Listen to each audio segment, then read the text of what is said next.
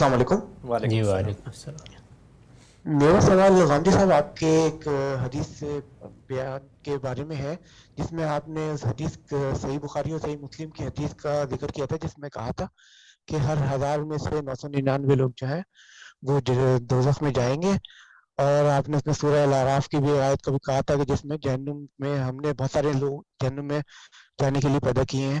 تو آپ نے اس میں کہا تھا کہ یہ ایک ابتدائی مرحلہ ہے، جس کے بعد امید ہے کہ کچھ فیصد لوگ اور بھی جو ہیں وہ اللہ تعالیٰ کو جو ہے جنت میں سے نکال کے جنت کی طرف لے جائے گا۔ تو میرا سوال یہ ہے کہ اگر بہت بڑی تعداد جو ہے وہ جہنم کے لیے ہی جا رہی ہے، تو کیا یہ اسکیم جس میں اربوں لوگ جو ہیں وہ جہنم میں جائیں گے، تو کیا یہ پوری کائنات کی کریشن وغیرہ اس کا کوئی ایک معاملہ ایسا بنتا ہے کہ جس میں زیادہ تر لوگ فیلئر کی طرف جا رہے ہیں بنسبت یہ کہ وہ کامیابی کی طرف جائیں؟ تو اس کے بارے میں تھوڑی سی وضاحت آپ کر دیجیے۔ شکریہ۔ بے شکریہ۔ اللہ تعالیٰ نے ایک امتحان برپا کیا ہے اور یہ بتا دیا تھا ابتدائی میں کہ مجھے تو اپنی جنت کے لیے لوگ چاہیے، اگر تم سب کے سب آ جاؤ تو کیا کہنے ہیں۔ میری جنت تو ارضھا کا ارض السماوات والارض ہے، یعنی ان 6 کی 6 دنیاؤں کو ملا دیا جائے تو اتنی بڑی ہے، تو اس میں کوئی کمی نہیں۔ لیکن اگر تم منتخب نہیں ہوتے تو اللہ تعالیٰ نے فرمایا کہ مجھے کوئی پرواہ نہیں ہے اس کی، میرے لیے 10 بھی منتخب ہو جائیں تو کافی۔ تو اس لیے اس زاویے سے دیکھیے تو یہ انسانوں کا کام ہے کہ وہ اپنے آپ کو اس کا اہل ثابت کریں۔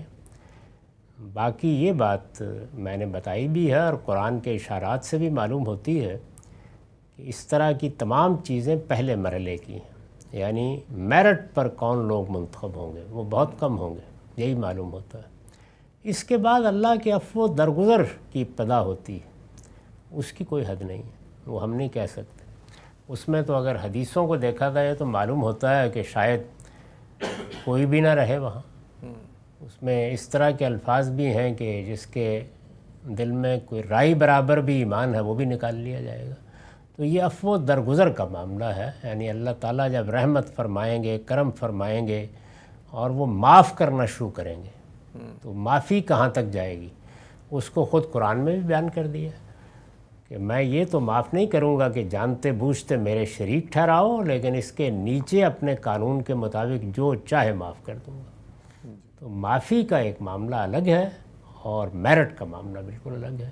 تو قرآن پہلے معاملے کو ہی بیان کرتا ہے، دوسرے کے بارے میں اصولی بات کر دیتا ہے، کیونکہ اس کو اگر تفصیل کے ساتھ بیان کیا جائے تو پھر تو لوگ اور بھی اطمینان سے سو جائیں گے۔ جی